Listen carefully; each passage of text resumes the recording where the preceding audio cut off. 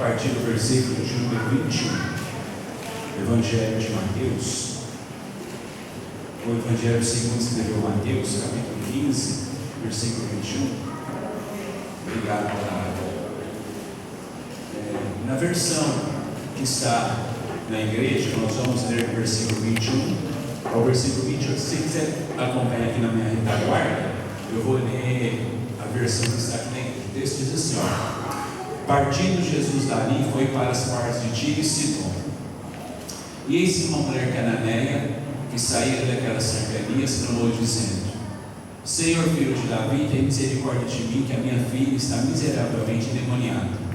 Mas ele não lhe respondeu palavra. Seus discípulos, chegando a ele, rogaram-lhe, dizendo: despede-a, que vem gritando atrás de nós.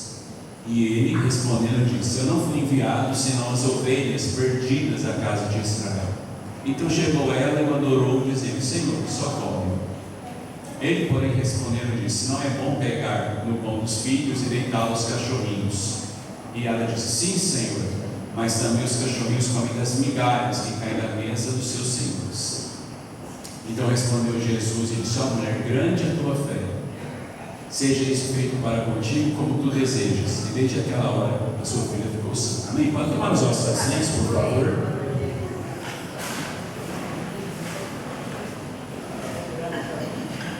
Quero louvar a Deus que está aqui com vocês nessa noite festiva. Terceira noite, né, pastor? Hoje, não é? Terceira noite festiva, onde o nome do Senhor tem sido exaltado através dos ministrantes, através dos louvores cantados, através das palavras lidas, através dos relatórios lidos, como nós bem ouvimos aqui o relatório sobre a obra missionária. Obrigado, pastor Israel, pela oportunidade, pelo convite. Me sinto extremamente honrado. Eu congrego ali na sede, congrego ali na sala da casa, né? O bispo fala que cada igreja nossa é uma extensão da igreja sede. Então aqui é um bom cômodo da casa, né? Onde tem pessoas, famílias nossas, que quando podemos, é muito importante visitarmos, né? Estarmos juntos, né? Da mesma forma que nós possamos vir aqui, a igreja também pode ir lá, né? Acho que alguns estiveram lá no lançamento da Pedra Fundamental, viram uma festa, um momento histórico. Eu registrei, tirei foto, que eu quero contar futuramente para as próximas gerações, quando eles virem aquele tempo, né? Eu estive no início, eu estive no lançamento da Pedra Fundamental. Eu estava lá quando ainda era só uma ideia, para que depois se tornasse um acontecimento, um fato. Vocês escolheram o tema, né? Kairos, o tempo de Deus. Interessante quando nós estudamos Kairos. Kairos é um pouco diferente de Cronos, né? O tempo Cronos, ele é um tempo quantitativo. Ele se refere realmente aos dias que se passam, às horas que se vão, aos meses que a cada dia estão se passando. Mas Kairos não, Kairos significa como o tempo oportuno, quando chega algo de Deus na nossa vida, quando é o momento de Deus cumprir algo nas nossas vidas, é quando chega aquele momento que nós estávamos aguardando, que Deus estava preparando para nós. Então isso aqui que nós estamos vivendo é um tempo Kairos. Deus preparou esse dia, ontem, antes de ontem, amanhã vocês ainda continuam em festa. Deus preparou uma noite especial, né? É o tempo de Deus, é o tempo das oportunidades que Deus nos dá. Interessante que todas as vezes que margeamos a Bíblia, do início ao fim, nós vemos esses tempos acontecerem na vida das pessoas. Não diferente dessa mulher cananeia. A Bíblia vai contar uma história aqui que, se você se atentar, você vai se deslumbrar. Você vai andar por Israel e vai entrar numa outra nação. O que nós temos aqui no primeiro versículo, no versículo 21, caso você esteja com a Bíblia aberta, é: partindo Jesus dali. Dali de onde? Jesus estava em Israel, geograficamente, hoje, né, no estado de Israel. E o texto bíblico diz que Jesus vai para as partes de Tiro e Sidom. Aonde é Tiro e Sidom? Sidom. Tiro e Sidom são duas cidades na Fenícia. Hoje, atualmente, a Fenícia é o Líbano. Então Jesus deixa o Estado de Israel e vai para uma obra missionária, como nós ouvimos aqui, o missionário, da agência Além. Nós ouvimos aqui um relatório muito importante. Nós ouvimos algo aqui que queima o meu coração, sacode a minha alma, sobre o trabalho, nas tribos indígenas, os trabalhos de traduções da Bíblia em outras línguas, jovens se preparando para desafios. Jesus não foi diferente. A Bíblia fala que Jesus parte dali, convoca os seus discípulos para um trabalho missionário. Ele sai de Israel e vai para as regiões de Tiro e Sidom. Essas duas cidades mencionadas aqui ainda existem. Elas ainda estão lá no Líbano. São cidades portuárias. São cidades onde se aglomera um porto, onde o meio de trabalho da cidade é um porto. Então a Bíblia vai descrever agora Jesus chegando naquela cidade, uma certa mulher cananeia. Notem que no texto a Bíblia não escreve o nome dela. Era muito comum os escritores naquele tempo não darem nome a pessoas que pertencessem a outras nações. Como assim, pastor? Lembra da mulher samaritana? A mulher samaritana ela não tem um nome, ela apenas tem uma referência a que etnia ela pertencia. Lembra do Gadareno? Gadareno não é o nome dele. Gadareno é o lugar onde ele pertencia, a Gadara, ali em Decápolis. Então, geralmente, quando as pessoas não faziam parte de uma das tribos de Israel, ou não eram filhos de judeus, os autores não davam nome, se referiam a eles pela questão cultural, pela questão social e pela questão religiosa. Então a Bíblia vai falar que tem uma mulher cananeia. Por que cananeia? Ela adorava deuses cananeus. Cananeia era a religião ao qual ela pertencia. A Bíblia vai escrever que essa mulher tem uma problemática. Qual que é a problemática da casa dela? A filha. A filha dela, como nós lemos aqui no texto, está terrivelmente endemoniada. Um problema, na casa de uma mulher. O evangelista Marcos, no capítulo 7 que ele escreve, dá duas outras características dessa mulher. Ele fala que ela é árabe de nascimento. Ele diz de nascimento sírio-fenícia. Quem que é sírio-fenícia nos tempos atuais? A Fenícia é o Líbano e o sírio é a Síria. Então a Bíblia vai escrever que essa mulher era árabe, se vestia como grega e adorava deuses cananeus. Ela está gritando atrás de Jesus, buscando socorro. Os ouvidos dos discípulos estão atentos ouvindo a mulher, assim como os ouvidos de Jesus também estão atentos ouvindo aquela mulher.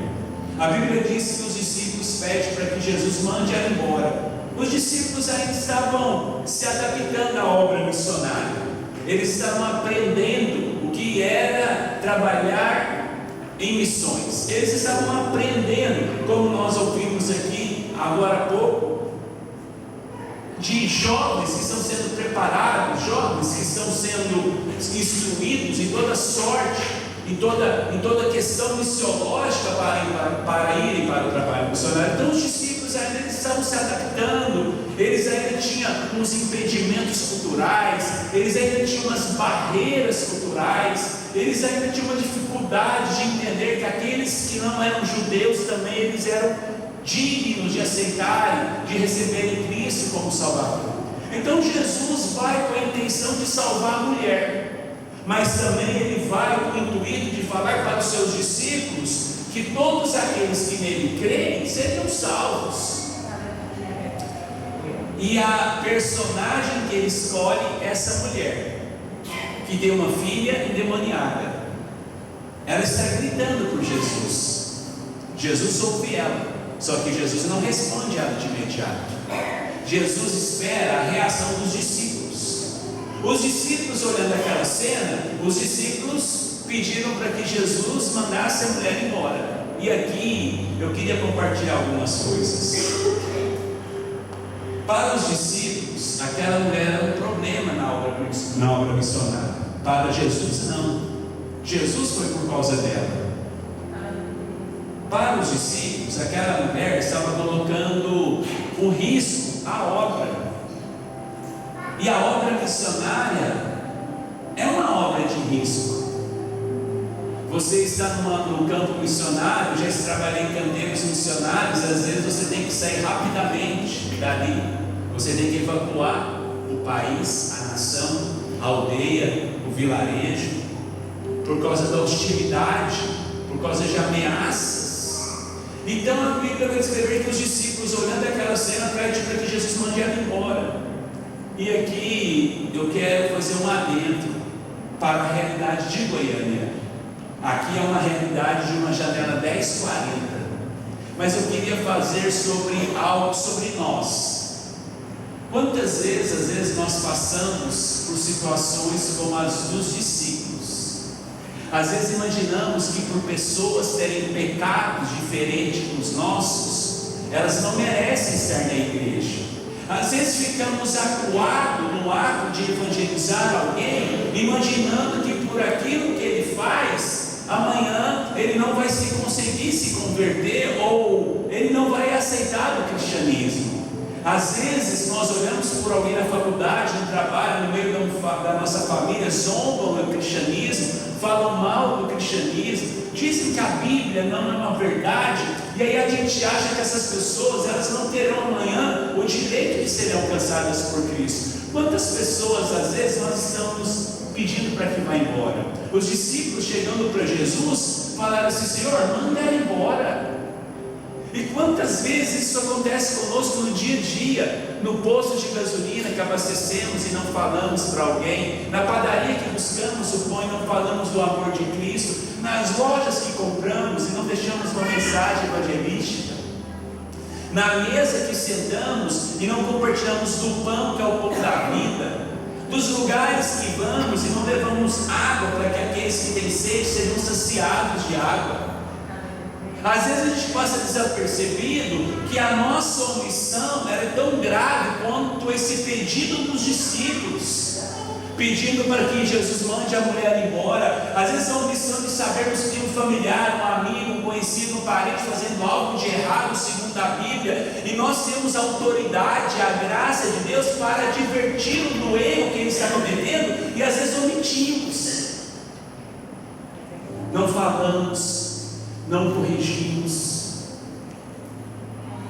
não compartilhamos sobre esse amor. Falamos que a pessoa, às vezes, o pecado que ela comete, pelo ato que ela faz, pela palavra que ela diz, pela tudo que ela pratica, ela talvez ela não será alcançada pelo Evangelho. Hoje, talvez um dos nossos maiores erros é que nós selecionamos quem nós queremos que vá para o céu conosco. Escolhemos pessoas para estarem na igreja, escolhemos socialmente lugares que queremos ir. Os discípulos olharam aquela mulher e viram aquela mulher como um impensável, né? Para os discípulos, aquela mulher, por ser árabe, por ser cananeia, por adorar deuses cananeus, aquela mulher não tinha o privilégio de ser alcançada pelo cristianismo. É por isso que eles chegam para Jesus e falam: Senhor, manda ele embora. Aí Jesus não havia respondido nada a eles, nada a ela, mas ele responde aos discípulos, falou assim: olha, eu não vim senão as ovelhas perdidas. Jesus está dizendo: olha, eu vim para quem está perdido, eu vim para quem está precisando de um pastor, eu vim para quem está precisando ser amado, eu não vim a não ser para as ovelhas perdidas da casa de Israel. Interessante que eles chamam uma mulher sírio-fenícia de ovelha de Israel. O amor de Deus que ultrapassa a fronteira, o amor de Deus que quebra paradigmas humanos, o amor de Deus que vai além das nossas limitações nossas. A Bíblia fala que aquela mulher ouve. O que aquela mulher faz? Ela ouve Jesus dizer que ele veio para ela. Estou numa luta com o botão aqui. Agora foi. Aí Jesus ouve a mulher dizendo que ela é uma ovelha perdida. Primeiro, a mulher está buscando socorro para sua filha. Escute isso, irmão. Eu estou na frente de um trabalho lá na sede, na tarde da bênção e na clínica da alma, o trabalho que nós temos todas as quartas-feiras, e às vezes eu vejo gente, pessoas indo lá representar alguém que está internado no hospital. Tem mães que vão buscar oração para os seus filhos, mulheres que vão buscar solução para os seus maridos, e muitas das vezes eles chegam na nossa igreja e não são somente quem eles foram representar que precisam de ajuda. Quando a palavra começa a ser ministrada, quando o louvor começa a ser tocado, elas percebem que além de elas estarem buscando ajuda para alguém, elas também precisam de ajuda. Essa mulher, ela foi socorrer a filha. A dor dela era sua filha, de aproximadamente 12 anos de idade, que estava endemoniada. Os deuses cananeus não libertaram sua filha. A sua fé em imagem de escultura que os cananeus faziam não libertou sua filha. Ela ouve falar que Jesus está na região, porque a Bíblia vai dizer que a fama de Jesus percorria aqueles arredores. Ela vai para o tudo ou nada. Irmão, escute isso, por favor. Ela foi para o tudo ou nada. E tem decisões na nossa vida diante de Deus, ou que é tudo ou que é nada. Não tem como nós caminharmos numa linha de meio termo. Não temos como nós caminharmos em cima do muro. Ou nós tomamos uma decisão, ou as pessoas tomam uma decisão ou não. A Bíblia vai escrever que Jesus fala para ela assim, olha, fala para os discípulos, eu não vim senão as ovelhas perdidas. Ela muda a abordagem dela. Quando ela ouve isso, ela muda. Aí a Bíblia fala que agora ela chega, ajoelha diante de Jesus, e o pedido de socorro não é mais para a filha, é para ela. O que ela fala para Jesus? Senhor, me socorre. Escute isso, por favor. Jesus está com dois públicos naquele momento: os seus discípulos, que estão agora observando o trabalho transcultural de Jesus, e a mulher que culturalmente recebe uma orientação de Jesus. Jesus, não é bom pegar no pão dos filhos e deitá-lo aos cachorrinhos. Escute essa equação. Jesus está falando, não é bom pegar no pão. Quem é o pão? Ele. Que é dos filhos. Quem eram os filhos naquele momento? Os discípulos. E deitá-lo aos cachorrinhos. Quem são os cachorrinhos naquele momento? Aquela mulher e todo o povo que ela estava representando. Então Jesus, escute isso, Jesus falou, não é bom pegar no pão, que é dos filhos, e deitá-lo aos cachorrinhos. Os discípulos agora estão acompanhando uma aula transcultural. Os discípulos agora estão tendo a mente aberta, que não são apenas eles que têm o direito ao pão. Está sendo quebrado na vida dos discípulos todo o preconceito missionário da vida deles. Ele fala para a mulher, não é bom pegar no pão dos filhos. Ele não está falando que é proibido, ele não está falando que não pode, que não é bom. E a mulher confirma, nós lemos aí no texto, sim Senhor, ela reconhece Jesus, falou, sim Senhor, mas até os cachorrinhos comem das migalhas que caem na mesa dos seus senhores. Jesus olha para aquela mulher com aquela atitude improvável. Por que era improvável? Porque para os discípulos aquela mulher ia embora agora. Para os discípulos aquela mulher recuaria e iria embora depois de Jesus ter falado com ela daquela forma. Mas ela não vai embora. Ela fala assim, sim Senhor, mas até os cachorrinhos, ela aponta para ela mesma, até os cachorrinhos comem das migalhas que caem da mesa dos seus senhores. Jesus olha para ela e faz uma afirmativa que ele não fez para nenhuma outra pessoa do Novo Testamento. Grande é a tua fé. Ela demonstra para Jesus uma fé que ele não tinha encontrado em outro lugar. Ela demonstra para Jesus uma atitude que ele não havia encontrado. Agora eu me pergunto, se Jesus tivesse ouvido os seus companheiros e tivesse mandado essa mulher embora,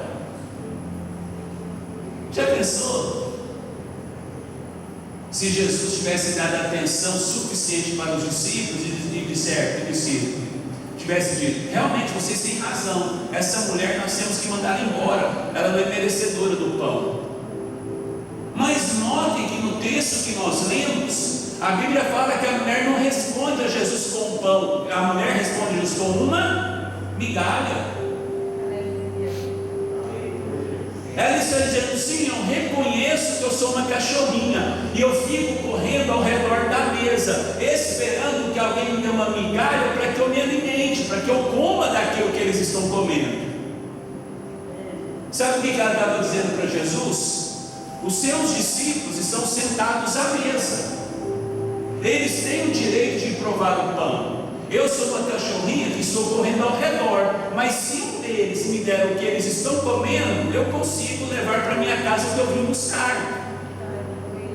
Esses dias, ou melhor, todos os dias, eu tomo café numa padaria perto da minha casa.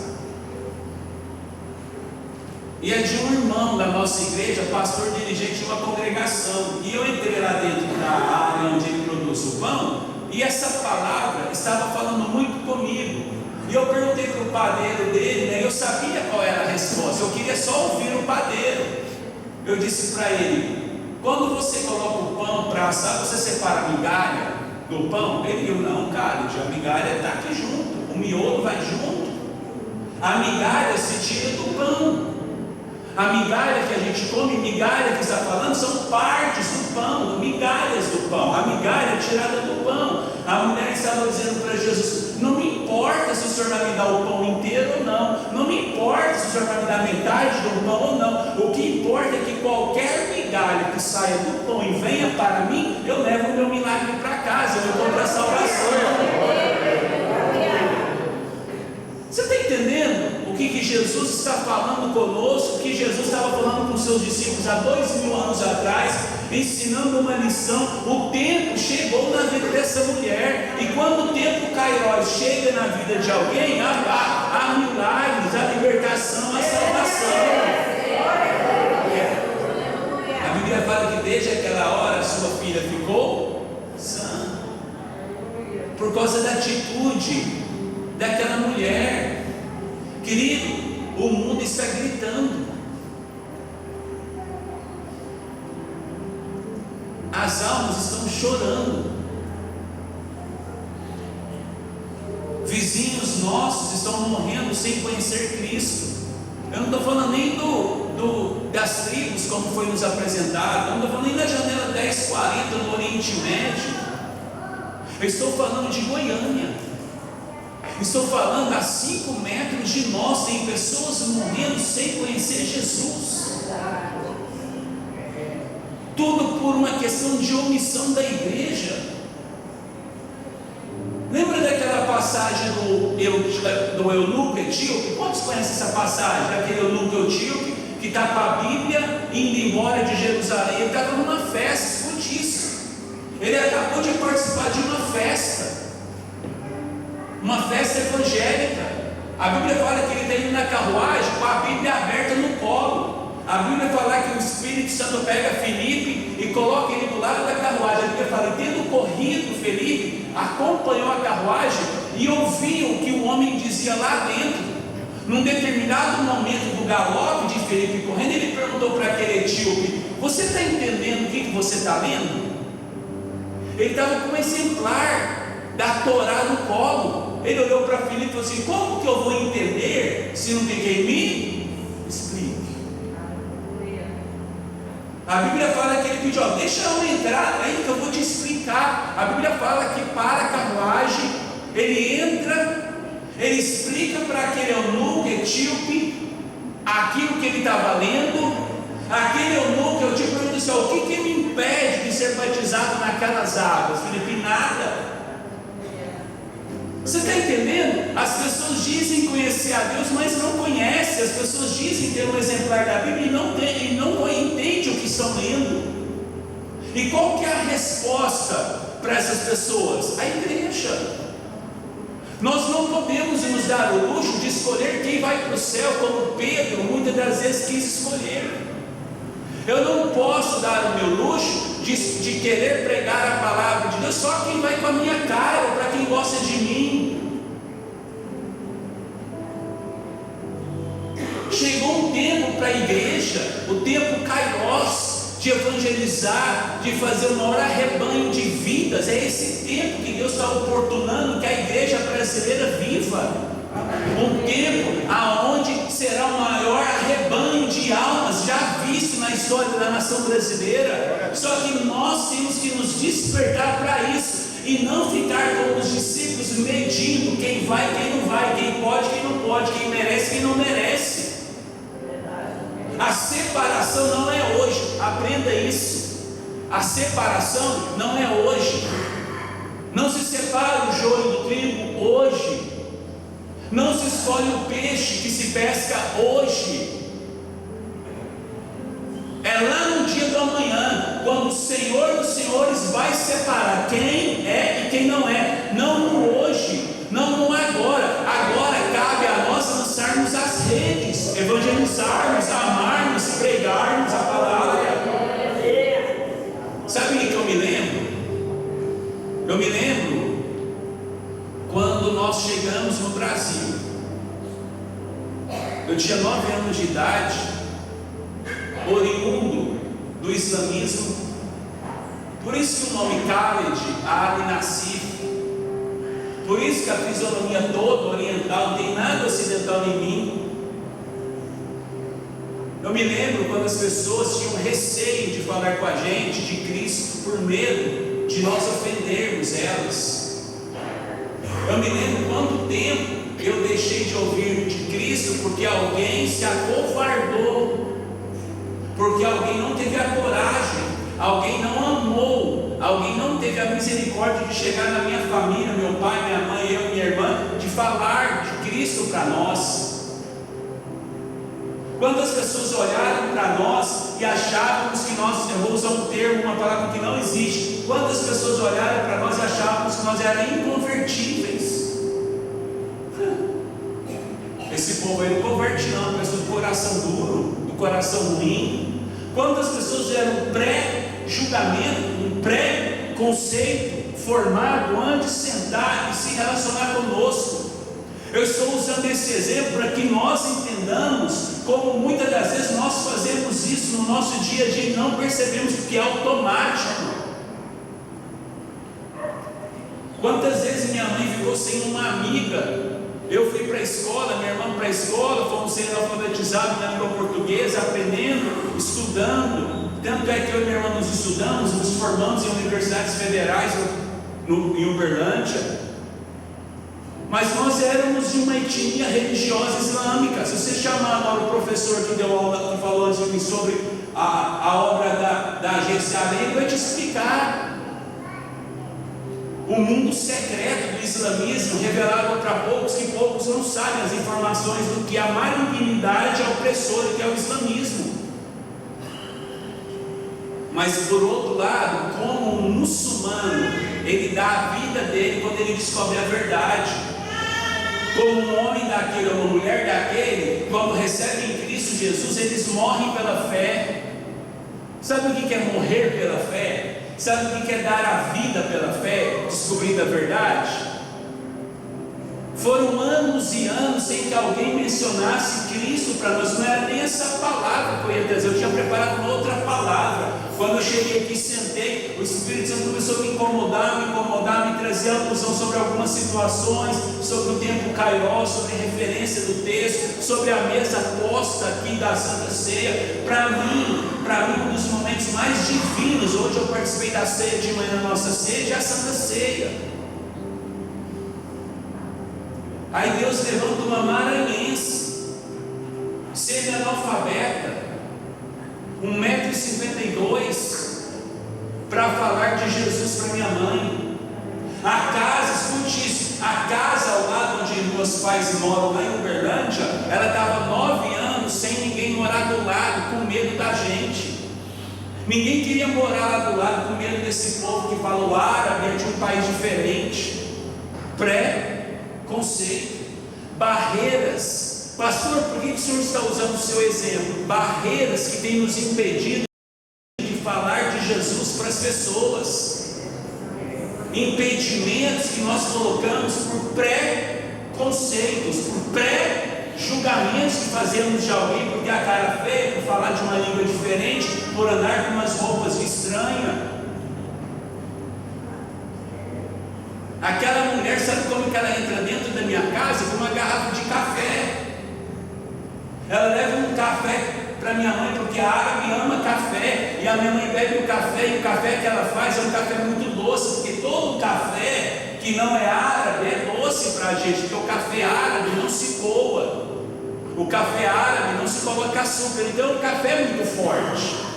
E a minha mãe, a sua vida toda tomando café sem coar, porque é tradição cultural. Quando ela bebe aquele café que tinha sido coado e aquele café que tinha sido adocicado, era estranho o sabor. Ela pergunta para aquela maranhense: por que o café da senhora é tão doce? E a minha mãe colocou na xícara o café para a dona Almerida beber, e a dona Almerida provou um café amargo. E a minha mãe olhou para ela assustada, porque a sua boca estava açucarada pelo sabor do café. Ela perguntou para a nossa vizinha da Assembleia de Deus, que veio do Maranhão: por que o seu café é tão doce? Aí aquela vizinha, com muita educação, com muita gentileza, olha para minha mãe e fala assim: é porque o meu café tem Jesus. E aí a minha mãe assustou com a indagação dela: como é que é? É porque toda vida que tem Jesus é uma vida doce, e toda vida sem Jesus é uma vida. Por isso o café da senhora é amargo. A senhora não conhece Jesus, eu conheço, e a minha vida é doce, eu coloco açúcar no café. Você entende a estratégia de Deus para ganhar uma família muçulmana para Jesus? Usar um café? Escute isso. Aí você quer decorar um sermão para falar de Jesus para alguém, né? Alguém que está esperando só sua mão estendida, ele não quer sermão naquele momento, ele quer ser abraçado. Tem uma pessoa que está esperando que você ligue para ela, que você não dê para ela, não é? Você não ligue para ela corrigindo ela, não, que você não, ela está esperando que você ligue para ela, perdoando ela. Tem pessoas que estão ao lado do telefone esperando que os seus filhos liguem para perdoá-las. Tem filhos esperando no telefone que os seus pais liguem para eles para perdoá-los. O perdão é uma das maiores ferramentas de evangelismo que existe. O perdão é uma ferramenta missionária poderosa. A mulher agora entra na casa dos meus pais, apresenta Jesus para minha mãe através de um gole de café, estratégia missionária. Jesus vai até as regiões de Tiro e Sidom e apresenta uma solução para aquela mulher. Só que além de apresentar uma solução para aquela mulher, ele queria mostrar para os discípulos que toda barreira que eles levassem para a vida deles ia atrapalhar o exímio trabalho do Espírito Santo. Os discípulos colocaram um monte de regra para que aquela mulher não se convertesse. As pessoas colocaram um monte de regra para que a minha casa, a minha família, meus pais, minha irmã e eu não conhecêssemos Cristo. Aí Deus traz uma mulher lá do Maranhão, da cidade de Açailândia, coloca para morar do lado da casa dos meus pais e faz com que essa mulher entre com um café na minha casa. E a minha mãe perguntou para ela: quem é Jesus? Aí você fala assim: não, pastor, nós temos 222 milhões, né? 220 milhões de pessoas que não tem um versículo bíblico na vida, que nunca foram num culto, que nem sabem o que é o Evangelho. E aí a gente acha, quando a gente vê os vídeos de crente no Brasil, acha que o Brasil todo é cristão. Não é. A mesma necessidade que nós temos nas tribos, as mesmas necessidades que nós temos nos países que estão lá sendo massacrados pelo comunismo, pelo islamismo, nos ribeirinhos, nós temos muito perto de nós. Lembra quando Jesus chama os seus discípulos a permanecer em Jerusalém até que do alto sejais revestidos de poder, e vocês serão minhas testemunhas em Jerusalém, na Judéia, na Samaria, em todos os confins da terra. Às vezes você não vai para os confins, mas às vezes você vai ser um missionário em Jerusalém. Às vezes você não vai ser enviado para Samaria, mas você vai ser um missionário na Judéia. Aí a minha mãe ouviu e falou assim: ó, e quem é Jesus? A dona Almerida falou assim: amanhã eu trago ele para a senhora. No outro dia, a dona Almerida bateu na porta da casa da minha mãe. Minha mãe já sabia que era ela. Sabe quem estava lá com a dona Almerida? Jesus, o Evangelho, a palavra. A dona Almerida agora levou café para minha mãe, e além do café levou a Bíblia. E aquela mulher semi-analfabeta, que para ler um capítulo da Bíblia demora 10 minutos, estava lá explicando para minha mãe a cada dia quem era Jesus. Lá na igreja dela, o pessoal falava: ih, aquele povo lá não adianta não. Alguns postularam seres inteligentes, teólogos, dizia para a dona Almerida: não adianta, esse povo não ouve o Evangelho. Como ouvirão se não tem quem? A única forma de uma pessoa não conhecer o Evangelho é não, porque a fé vem pelo e o ouvir da palavra de Deus. Um dia, 2 dias, 3 dias, 4 dias, 5 dias, 6 dias, aquela mulher com uma garrafa térmica na mesa da minha casa e com uma Bíblia na mão. Quando aquela mulher estava indo embora da casa dos meus pais no 6º dia, a minha mãe colocou a mão dela e disse: não vai embora. A dona Almerida deu um passo para trás com a Bíblia na mão e a garrafa térmica na outra, assustada, imaginando que a minha mãe ia brigar com ela. A minha mãe falou assim: ontem eu tive um sonho. A dona Almerida: como é que é? Eu tive um sonho ontem, que um homem andava comigo numa floresta linda, casas, cada casa mais linda que o outro, e cada pessoa mais feliz que a outra. A floresta era linda, grama verde, árvores bonitas, frutos de todas as qualidades esparramadas naquele jardim. Eu só vi a mão desse homem, eu não vi o seu rosto, porque ele era muito grande. E eu perguntei para ele: que lugar é esse? E ele disse para mim: é o lugar que eu tenho preparado para você e sua família. Mas o que eu tenho que fazer para morar aqui? No sonho. E o homem disse para ela: minha serva tem pregado a minha palavra a você, basta que você me aceite como seu Senhor, eu salvarei tu e a tua casa. Mas como saberão se não tem quem? A televisão, a rádio, ela não tem o mesmo poder que pessoalmente tem, uma ação pessoal tem. A minha mãe fala assim para ela: não saia dessa porta sem que você me explique o que eu preciso fazer para receber seu Deus que você está pregando para mim há 6 dias como meu Senhor. A minha mãe não queria o pão, ela queria a... Sabe por quê? Porque pão não se vende separado de migalha. Para você pegar uma migalha, você tem que pôr a mão no pão. Para você pegar a migalha, você tem que tirar a migalha de dentro do pão. A minha mãe dobrou seu joelho, a dona Almerida orou por ela, a dona Almerida saiu correndo, nem foi para casa, foi para a igreja, dizendo: pastor, a minha vizinha se converteu.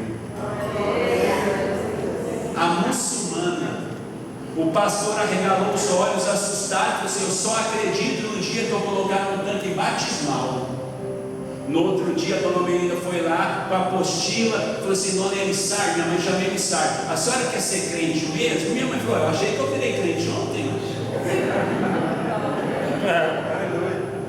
Não, tem que fazer o batismo. Não, vocês têm mais coisa para nós fazer? Não, a senhora vai ser batizada nas águas, assim, assim, assim, assim. A dona Almerida, semi-analfabeta, vamos falar de novo, semi-analfabeta, explicando para minha mãe batismo. Minha mãe falou assim: aqui eu trouxe a apostila para a senhora, não deixa seu marido ver não, são 12 lições, a senhora responde. 3 meses minha mãe sendo batizada. Aí o pastor falou assim: agora eu creio que essa muçulmana é crente. Só que, e eu encerro, Só que não tinha só minha mãe, tinha meu pai, a minha irmã é o meu arco-íris, né? Meu jardim. Eu amo demais a minha irmã, da minha alma. O que a minha mãe fez? Começou a replicar aquilo que a dona Almerinda fez na vida. A minha mãe me apresentou Cristo. E nós teremos outras oportunidades para compartilharmos isso. Eu tive a oportunidade de conhecê-lo, de encontrá-lo, ou melhor, ele me encontrar. Mas tudo por causa de uma mulher de 1,52 m, semi-analfabeta, que não olhou para a nossa etnia, mas viu almas sedentas por Jesus. Mas a minha conversão foi um pouco mais complicada. Além de ser converter-me ao Senhor, eu fui expulso de casa porque o meu pai não aceitava. Minha mãe era uma cristã anônima, com medo do meu pai, e com muita sabedoria ela conseguiu manter-se. Meu pai me mandou para fora. Além de me mandar para fora, meu pai mandou me matar. Eu fiquei 13 dias dentro de um centro de terapia intensiva, espancado por muçulmanos. Meu pai achou que havia me matado, porque o hospital ligou dizendo que seu filho havia morrido. Meu pai disse: eu prefiro ver ele morto do que ele ver vivo como cristão. Mas eu uso a palavra de Marta, aquele que crê em mim, ainda que esteja morto, viverá. 13 dias, a igreja orando. No 13º dia, um homem das mãos furadas entrou lá naquele leito do hospital e disse: isso não é para a sua morte, isso é para a vida, e para que o meu nome seja glorificado. Eu saí do hospital depois de uma ação milagrosa. O hospital ligou para o meu pai dizendo que havia me dado alta, e meu pai não acreditou, porque ele quis 1000 vezes saber por que ele não tinha acontecido aquilo que ele tinha planejado. Eu estava sem ver meus pais 9 anos, 11 meses e 29 dias. Mas o tempo Kairos chegou na minha família. Meu pai pediu para que eu fosse, minha mãe me encontrasse. Eu entrei na casa dos meus pais quase 10 anos depois de cristão. Sentado na mesa, meu pai saiu do quarto, olhou para mim e disse: eu não estou acreditando. Ele: quem é esse Deus que tirou você da morte? E eu disse: ele é o Pai do Senhor e Salvador Jesus Cristo, aquele que deu seu único filho, para que todo aquele que nele creia não pereça, mas tenha vida. Houve silêncio naquele momento. E depois de alguns minutos, quando eu olhei para o meu pai estava em lágrimas.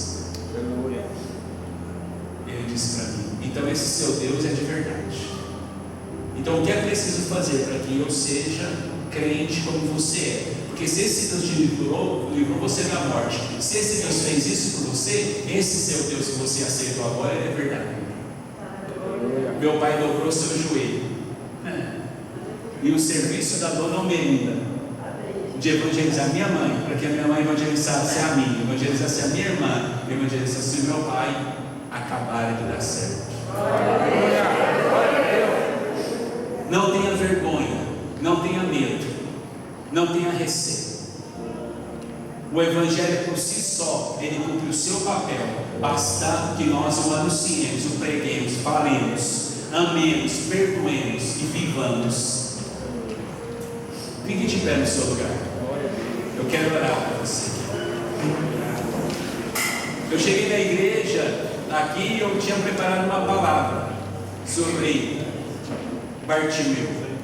E o Espírito Santo começou a falar comigo sentado, e Senhor, eu sou obediente à sua voz. Aí vem o nosso missionário. Como meu coração pulsou forte quando eu comecei a ouvir ele falando sobre os relatos. Como meu coração ainda condoeu quando ele me disse que são quase 220 milhões de pessoas sem Cristo. O tempo Kairos chegou para você. O tempo da oportunidade de você anunciar Cristo às pessoas. Curve sua cabeça, Senhor. Nós estamos nessa noite porque o Senhor passou um vento, o Senhor passou aqui com fogo, o Senhor passou aqui com terremoto, e nessa noite o Senhor veio falar conosco através da brisa suave. O Senhor escolheu a brisa para que nós ouvíssemos a sua voz legitimamente e legivelmente. O Senhor hoje escolheu essa noite de brisa suave para falar de uma forma legítima e de uma forma legível. E os nossos ouvidos foram desafiados a isso, e nós estamos ouvindo a sua voz. Eu te agradeço pelo que o Senhor fez na minha família. Eu te agradeço pelo que o Senhor fará na família dessa igreja. Eu agradeço pelo que o Senhor fará com que cada irmão saia daqui impulsionado, motivado para pregar a tua palavra e falar do teu amor. Nós agora participaremos de um momento muito especial, onde nós celebraremos através do partir do pão a tua morte. Mas a tua morte que nós comemoramos hoje, a tua ressurreição. Muito obrigado por cada membro, pelo pastor Israel, sua família. Continue abençoando e prosperando essa igreja no nome de Jesus. Amém? Deus abençoe vocês.